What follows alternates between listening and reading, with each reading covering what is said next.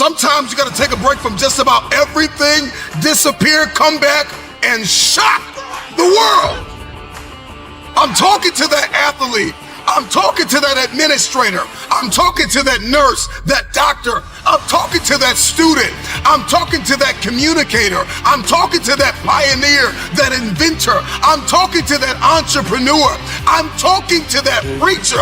I'm talking to that person who refuses to stay where they are. I'm talking to that person that doesn't have a problem laying in obscurity, because you know that when you come out of the dark room, all eyes on you. We live in a culture of busyness, distraction, and noise. And sometimes the only way something's going to change is if we disappear. Sometimes you gotta delete the app. Sometimes you have to walk away.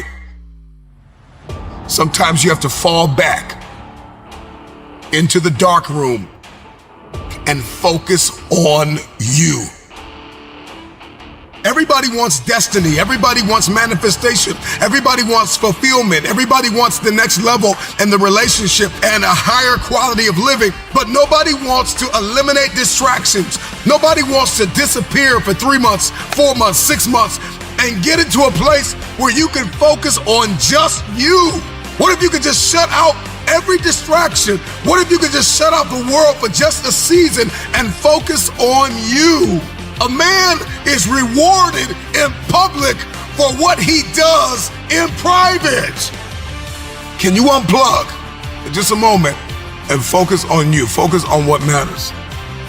Why are you here? What is your destiny? The reason why you don't see it, the reason why it has not manifested, the reason why you are so frustrated is because you have not been willing to forsake all that you've been called to forsake and to follow through behind closed doors.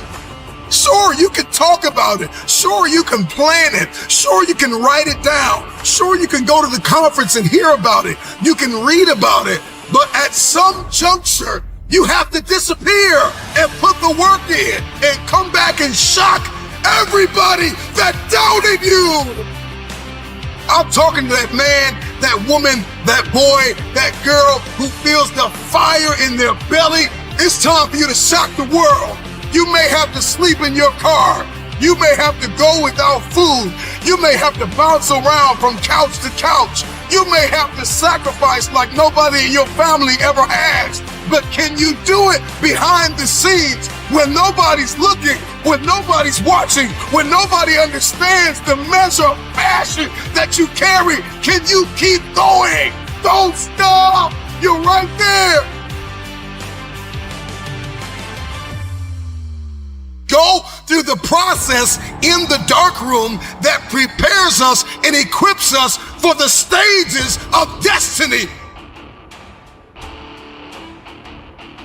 It's time to get real. It's time to get raw. It's time to look ourselves in the mirror and come to the resolve that this version of ourselves is not going to carry us in the stretch. That I've been this version of myself long enough that if I don't change, if I don't do something about this, then I'm going to find myself bankrupt.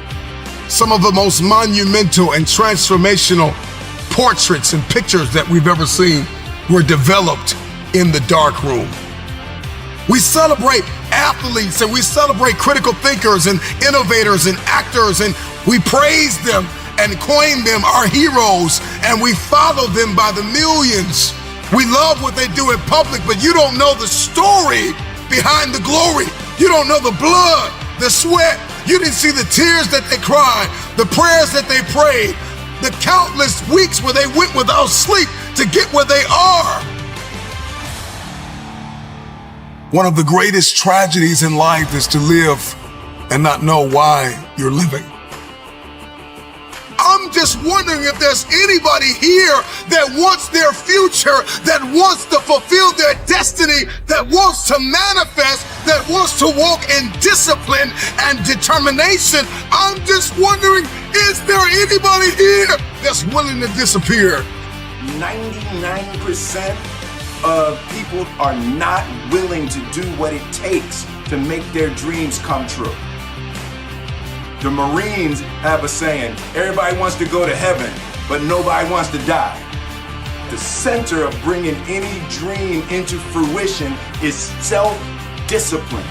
You know, something as simple as food and eating is not about your body as much as it is about your mind. It's getting command of your mind to be able to choose actions that are in your own best interest.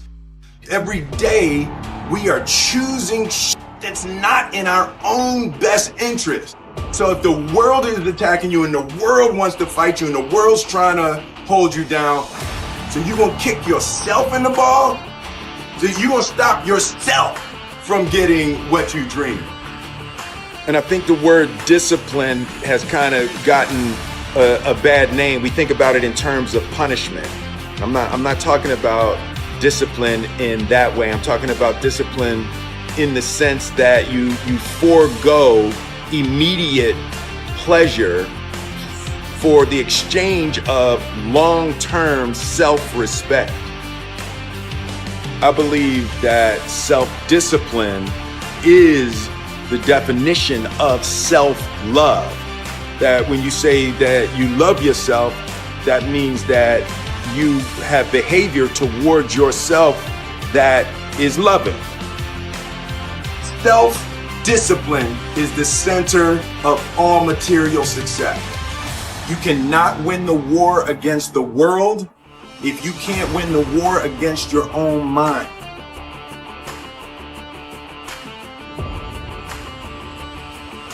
Self-love is when you say to yourself, oh, man, look, I know you and that girl got a real connection.